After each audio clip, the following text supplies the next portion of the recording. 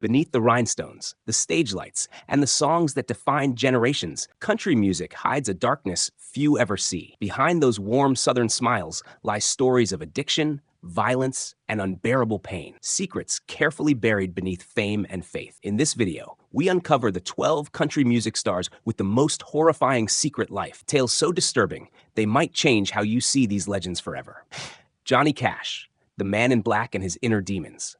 To the world, Johnny Cash was the outlaw hero, the gravel-voiced poet who sang for the broken, the prisoners, and the forgotten. But behind the black clothes and soulful lyrics lay a man consumed by addiction, rage, and guilt. His haunting performances on stage weren't just art, they were confessions. Cash's secret life was a storm that even fame couldn't calm. In the early 1960s, as his fame skyrocketed, Cash began to spiral into a darkness of his own making. He became hooked on amphetamines and barbiturates, popping pills to keep his energy up on grueling tours. His addiction led to terrifying blackouts and violent mood swings. Friends described him as possessed. One moment charming, the next, a man unrecognizable. He destroyed hotel rooms, crashed cars, and once nearly burned down a national forest while high. Behind closed doors, his first marriage to Vivian Liberto was collapsing. Vivian endured years of infidelity, absence, and erratic behavior, all while the world saw her husband as a righteous country icon. Cash's public image as a Christian man and moral voice for America hid a deep moral conflict. He often sang about sin and redemption because he was living both at once. His arrest in 1965 for smuggling pills across the Mexican border shattered the perfect Nashville image, but even that was only a glimpse of the chaos inside him. Despite public apologies and short-lived recovery attempts, his demons followed him for decades. It wasn't until June Carter entered his life that the tide began to turn. She stood by him through the violent episodes and drug withdrawals, becoming both his partner and savior. Yet even in their later years, Cash never truly escaped the pain that fueled his art. His haunting rendition of Hurt near the end of his life wasn't just a song. It was an unflinching mirror of the man he had always been, broken, repentant, and human. Johnny Cash's secret life was a tragedy hidden beneath redemption, proof that even legends can be prisoners of their own darkness. Tammy Wynette, the queen of country and the fear she hid. Tammy Wynette was America's sweetheart, the voice that defined the heartbreak of country music. Stand By Your Man became a national anthem for loyalty and love. Yet behind the curtains of fame, Tammy was living a nightmare that few could imagine. The First Lady of Country endured years of abuse, addiction, and terrifying secrets that haunted her until her final breath. Born Virginia Wynette Poog, she rose from poverty in Mississippi to become one of Nashville's brightest stars. But success came at a terrible cost.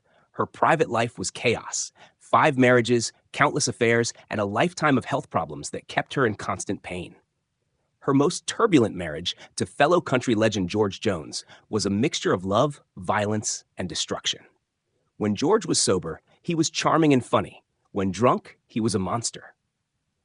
Tammy often hid bruises beneath glamorous gowns and makeup, smiling through pain while tabloids celebrated their country royalty image. As her fame grew, so did her dependency on prescription drugs. Painkillers became her daily escape from both physical agony and emotional trauma. By the late 1970s, she was hospitalized repeatedly, her body failing under the weight of addiction. Friends said she lived in constant fear of losing her career, of being alone, and of the ghosts of her past. In 1978, she was reportedly kidnapped and beaten by a mysterious man, a case that remains clouded in suspicion. Many, including her own family, later questioned if the incident was real or a desperate cover for domestic abuse. By the 1990s, Tammy's body was breaking down. She underwent dozens of surgeries and relied on an oxygen tank just to perform. When she died in 1998 at age 55, it was ruled heart failure, but investigations later revealed her bloodstream was full of pain medication. Her daughters accused her 5th husband of hiding the truth, and her body was even exhumed years later for re-examination. Tammy Wynette's life was a tragic contradiction. A woman who sang about loyalty while living in fear, adored by millions, but utterly alone. Behind her angelic voice lay a lifetime of pain, secrets, and silence. The cost of being the queen in a kingdom built on heartbreak. Hank Williams Sr., the legend who died haunted by his own ghosts. Long before country music became an industry, Hank Williams Sr. was its soul, raw, poetic, and deeply wounded. His songs spoke of love, loss, and loneliness because that was all he truly knew. To the world, he was a pioneer, a hero in a cowboy hat. But inside, Hank was a broken man, consumed by pain, drugs, and the ghosts that fame could never silence. His secret life was not one of glamour, but of torment. Born with a spinal disorder called spina bifida occulta, Hank lived with constant physical pain from childhood. As a teenager, he found temporary relief in alcohol, a habit that would later destroy him. By the time he was 20, he was a rising star on the Louisiana Hayride radio show. But his personal demons were already visible. He drank before shows, during interviews, even while writing songs that would become timeless classics. "I'm so lonesome I could cry." It wasn't just a lyric, it was a confession. The more famous he became, the more unstable his private life grew. His marriage to Audrey Shepard was filled with jealousy, violence, and betrayal. They fought viciously, sometimes in public, and Hank's drinking turned him into a man his friends barely recognized. He began using morphine and chloral hydrate to manage pain, a deadly combination that blurred the line between relief and self-destruction. By the early 1950s, the Grand Ole Opry had banned him for his erratic behavior, a humiliation that shattered his already fragile spirit. In the last years of his life, Hank drifted from town to town, performing when he could, collapsing when he couldn't. He was only 29 when he died in the backseat of his Cadillac on New Year's Day, 1953. A morphine and alcohol overdose that ended his tragic journey. The doctor's note simply read, "Dead on arrival." He left behind a son, a broken legacy, and a haunting reminder that genius often walks hand in hand with agony. Hank Williams Sr. wasn't just the father of country music, he was its first martyr. His songs still echo through Nashville's streets, but behind every note lies a man who sang not from pride, but from pain. George Jones, the voice that drank itself into darkness. George Jones was country music's purest voice, a singer so powerful that even Frank Sinatra called him the second best vocalist in the world. But behind that golden voice lay chaos. Addiction, violence, and self-destruction defined his private life. To fans, he was No-Show Jones, the unpredictable genius who sometimes didn't appear on stage. But the truth was darker. George Jones was fighting for his sanity, his marriage, and his life. Born into poverty in Texas, Jones grew up surrounded by violence and alcoholism.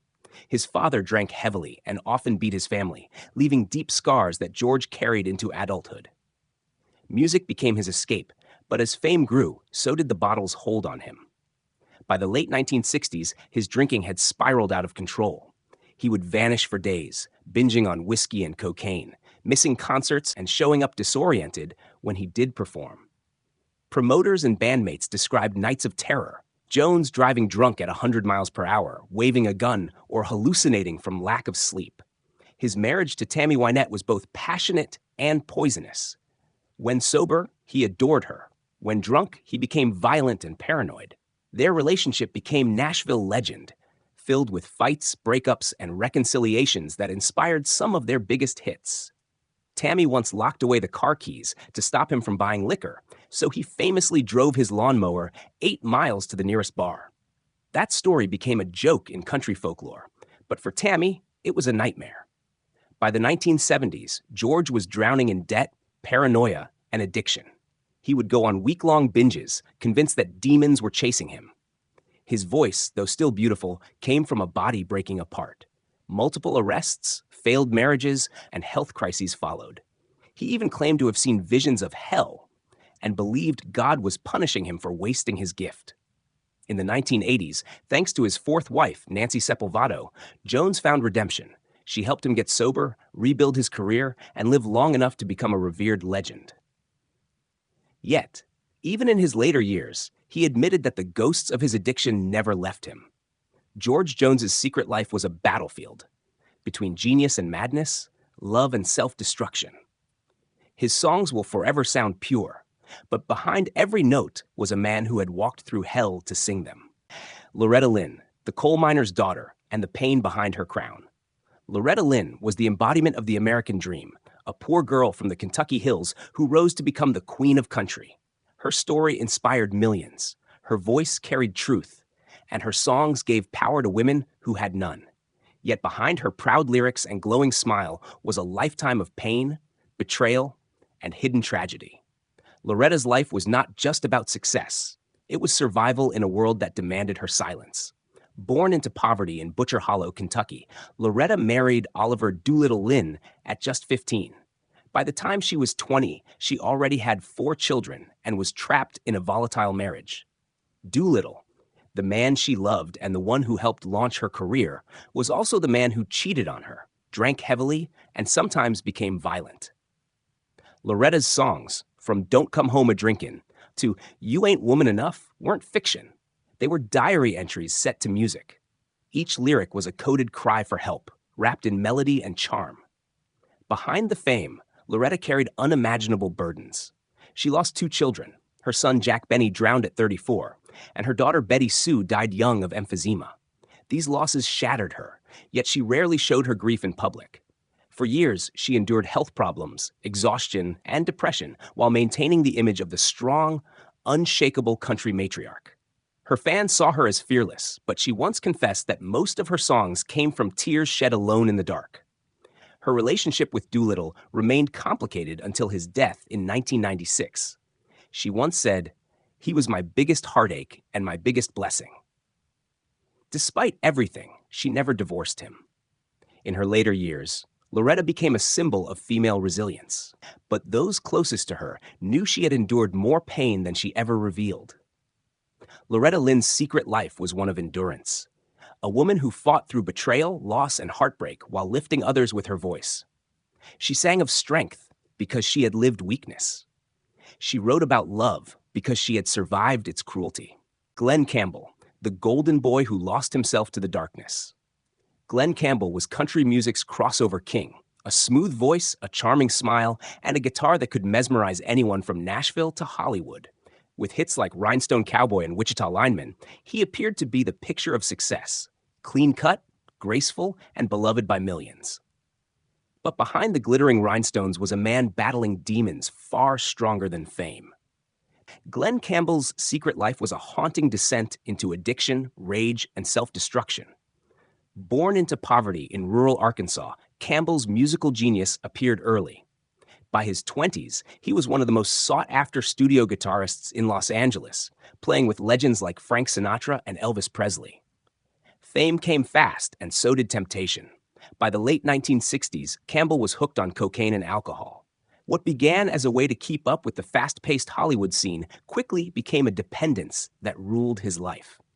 Friends described wild parties that lasted for days, violent outbursts, and moments of paranoia that left him almost unrecognizable. His relationship with Tanya Tucker, 22 years his junior, became one of the most scandalous in country music history. Together, they were explosive, passionate but toxic. They fought publicly, threw objects at each other, and fueled each other's addictions. The tabloids loved it, but behind the headlines, both were spiraling. Campbell's once golden career began to tarnish as he missed shows, alienated band members, and burned through fortunes. By the 1980s, the man once adored by America was facing multiple DUI arrests, failed marriages, and a reputation in ruins. He tried to quit drugs repeatedly, but relapse followed every promise. Yet even through the chaos, he never stopped performing. His songs became quieter, more reflective, almost like apologies set to melody. Then came his final, most heartbreaking battle, Alzheimer's disease. In his later years, Campbell courageously went public with his diagnosis, recording one last album and touring as long as he could remember the lyrics. His farewell song, "I'm Not Gonna Miss You," was a haunting goodbye from a man who had lost himself long before the disease took his mind. Glen Campbell's secret life was a warning wrapped in melody, proof that even the brightest lights can fade when the darkness becomes too strong to fight. Tanya Tucker, the wild child who lived too fast, too young. Tanya Tucker was just 13 when she burst onto the country scene with Delta Dawn, her voice far too mature for her age and her attitude already rebellious. She was the darling of Nashville, a teenage sensation who seemed unstoppable. But behind the spotlight, Tanya's life spiraled into chaos almost as quickly as her fame rose. Her secret life was a story of love, addiction, and emotional ruin, a storm she carried well into adulthood. Growing up in a poor Texas family, Tanya was pushed into show business by her ambitious father. She wanted to sing. He wanted her to be a star. Nashville adored her youth and energy, but the industry also exploited it. Surrounded by adults, fame, and temptation, Tanya was exposed to everything too soon. By her late teens, she was drinking, smoking, and living a life no child should have known. The girl who sang about heartbreak was living it in real time. Her most infamous chapter began in the early 1980s when she fell in love with Glen Campbell. Their 22-year age gap shocked Nashville, but the real scandal was what went on behind closed doors.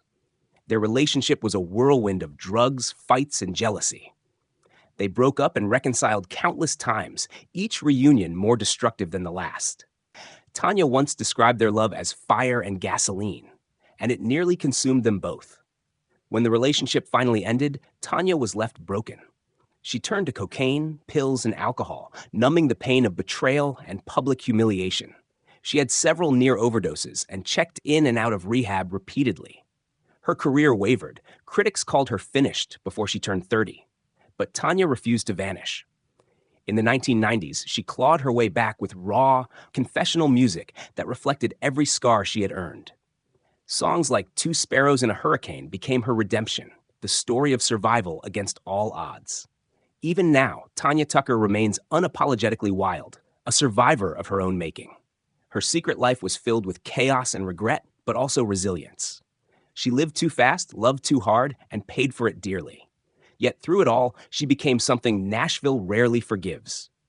A woman who lived on her own terms, no matter the cost. Merle Haggard, the outlaw who couldn't escape his past. Merle Haggard's music defined the outlaw spirit of country. Honest, raw, and full of pain. Songs like Mama Tried and The Bottle Let Me Down weren't fiction. They were his confessionals. To fans, he was the working man's hero, the rebel who sang for the forgotten. But beneath the legend was a man haunted by crime, addiction, and lifelong guilt. Merle Haggard's secret life was one of survival, and the ghosts he could never outrun. Born in 1937 in Oildale, California, Haggard's childhood was marked by poverty and tragedy. His father died when he was 9, leaving a void that Merle filled with rebellion. By his teens, he was already stealing cars and hopping freight trains, living like an outlaw long before he sang about it. After a botched robbery at age 20, he was sentenced to San Quentin prison, where he spent 2.5 years surrounded by hardened criminals. There, he witnessed the execution of Carol Chessman, an experience that would scar him for life. When he was finally released, Haggard vowed to change. Music became his salvation. He poured his guilt and rage into songs that resonated with millions who had also fallen and tried to rise again. But the darkness never truly left him. As fame grew, so did the pressure and the bottle. He turned to alcohol and drugs to numb the pain, the same vices he had once condemned in his lyrics. His marriages crumbled under the weight of infidelity, touring, and depression. Behind his tough exterior, Merle was deeply insecure. He feared rejection, feared failure, and often said he felt like an imposter, even at the height of his fame. Cocaine and whiskey became his nightly escape, erasing the lines between man and myth. Friends recalled nights when he'd lock himself in hotel rooms, staring at the wall, muttering about the devil that followed him from San Quentin. In his later years, Haggard found partial peace through music and reflection. Yet even as he sang about redemption, he admitted that forgiveness, especially self-forgiveness, never came easily. "I've done more wrong than right," he once said, "and the songs are my way of saying sorry." Merle Haggard's secret life was a lifetime struggle between sin and salvation, a man who carried the weight of his past until the very end. His voice was his redemption, but his soul never truly left the prison walls. Keith Whitley, the angelic voice. Silenced by the bottle. Keith Whitley had the kind of voice that could stop a room cold, haunting, pure, and heartbreakingly human. Critics called him the future of country music, a rare blend of old soul and youthful charisma. But behind that angelic tone was a man drowning quietly in alcohol and loneliness. His secret life was one of slow self-destruction, a tragedy that Nashville saw coming but couldn't prevent. Born in rural Kentucky, Whitley started performing as a teenager alongside future legend Ricky Skaggs. Even then, he stood out. His voice carried the weight of experience far beyond his years. But from those early days, Keith had already formed a dangerous relationship with alcohol. He drank to calm his nerves before shows, and soon it became part of his identity. By the time he signed with RCA Records in the mid-1980s, his drinking was no longer a secret in Nashville circles. On stage, Keith was electric, smooth, soulful, and emotionally raw. Offstage, he was falling apart. He'd disappear for days on drinking binges, cancel performances, and wake up in strange towns not knowing how he got there. His wife, Lori Morgan, often found herself nursing him through hangovers and panic attacks, terrified that his heart wouldn't survive another night of whiskey and pills. He promised her and himself countless times that he would stop. But addiction is a quiet predator, one that whispers comfort while it kills. In 1989, Keith seemed to be turning things around. His album Don't Close Your Eyes was climbing the charts, and Nashville was ready to crown him the next great star. But one May morning, Lori found him dead in their home, just 33 years old. His blood alcohol level was 0.47, nearly 5 times the legal limit. The man who sang about love and redemption had quietly lost his battle to the same demons that gave his music its soul. After his death, fellow musicians spoke of him with reverence and heartbreak. Alan Jackson and Garth Brooks both cited Whitley as their inspiration, a man whose talent was limitless but whose pain was unbearable. Keith Whitley's secret life was a whisper of tragedy, a reminder that behind the most beautiful voices often lie the most broken hearts. His songs still echo through Nashville, each one a haunting memory of what might have been. Mindy McCready, the star who couldn't escape her own tragedy. Mindy McCready was once the bright new hope of country music, young, beautiful, and fearless. Her 1996 debut album, 10,000 Angels, sold millions, and her name was on every radio station from Nashville to New York. But fame can be cruel, and behind that confident smile was a woman spiraling through addiction, violence, and heartbreak. Mindy's secret life was a cycle of abuse and despair that ended in one of country music's most devastating tragedies. Born in Fort Myers, Florida, Mindy seemed destined for greatness. She signed her first record deal at just 18, and her blend of vulnerability and strength made her a star overnight. But success came too fast. By her mid-20s, she was entangled in toxic relationships, legal troubles, and addiction. Her personal life began to eclipse her music. The tabloids followed her every move: arrests, overdoses, custody battles, and volatile romances. But what the headlines never showed was her deep loneliness and desperation for love. Her relationship with baseball player Roger Clemens, who was decades older, became a national scandal when it was revealed he had met her while she was still a teenager. Around the same time, she endured domestic abuse at the hands of several partners. Photos later revealed her face bruised and swollen, painful evidence of the violence she hid behind forced smiles. Mindy began self-medicating with painkillers and alcohol, trying to erase years of trauma. In 2008, she attempted suicide for the first time. She survived, but the pattern continued, brief comebacks followed by more collapses. She gave birth to 2 sons, but struggled to keep custody as her addiction deepened. In 2013, after the suicide of her boyfriend David Wilson, Mindy's fragile world shattered completely. Just weeks later, she was found dead on the same porch where he had taken his life, a chilling and poetic end to a life marked by pain. She was only 37.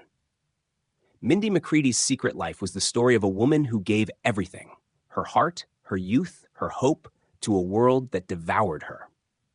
Her songs about heartbreak were more than country ballads. They were cries for help that no one truly heard.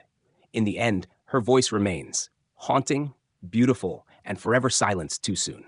Randy Travis, from gospel glory to a life shattered in scandal. Randy Travis was the golden voice of the 1980s, a man who brought traditional country music back to life when Nashville was chasing pop trends. With his deep baritone, clean image, and gospel roots, he seemed untouchable, a living embodiment of faith and discipline. But behind the angelic reputation lay a hidden storm. Randy Travis's secret life unraveled into public breakdowns, humiliation, and tragedy that revealed a far darker side of the man fans thought they knew. Born Randy Trawick in North Carolina, he was raised in a deeply religious but strict household. His talent was undeniable, but his early life was troubled. Brushes with the law, fights, and arrests. Music saved him, and by the mid-1980s, he had become a Nashville phenomenon. With hits like Forever and Ever, Amen, and Deeper Than the Holler, Randy was praised as country's moral compass. Humble, faithful, and untainted by fame. But beneath the surface, his life was quietly crumbling. His marriage to his manager, Elizabeth Hatcher, was both his foundation and his prison. For over 20 years, she controlled every aspect of his career and his life. When their marriage ended in 2010, so did Randy's stability. Heartbroken and disoriented, he turned to alcohol. The clean-cut hero of gospel country suddenly became a man spiraling into chaos. In 2012 and 2013, Randy made headlines for all the wrong reasons. He was arrested multiple times for drunk driving, once found naked and intoxicated on a Texas highway after crashing his car. The police footage went viral, shocking fans who had once seen him as a role model. Friends said it wasn't just alcohol, it was grief, loneliness, and years of suppressed pain finally erupting. Then came his greatest battle. In 2013, he suffered a massive stroke that left him partially paralyzed and unable to speak for years. Doctors said he wouldn't survive, but Randy fought back with the same determination that once drove his music. When he finally returned to the stage in 2016, barely able to sing, the audience wept, not out of pity, but reverence. Randy Travis's secret life is one of collapse and redemption. He fell from grace in the most public way imaginable, but his spirit, fragile, human, and humble, endured. His story reminds us that even the most righteous voices can tremble, and that redemption doesn't always come in song. Naomi Judd, the matriarch who carried her pain in silence. Naomi Judd was the heart of the Judds, the mother-daughter duo that became one of country music's greatest success stories. With her radiant smile and warm Southern grace, she seemed to embody everything the genre stood for: family, faith, and resilience. But behind that polished exterior was a woman locked in a lifelong battle with depression, trauma, and unbearable inner darkness. Naomi Judd's secret life was not defined by fame, but by the pain she tried to hide from the world and from those she loved most. Born Diana Ellen Judd in Kentucky, Naomi's early life was marked by hardship. She became a mother at 18 and raised her daughters, Winona and Ashley, largely on her own. Before music found her, she worked as a nurse, a job that gave her strength, but also a front-row seat to human suffering.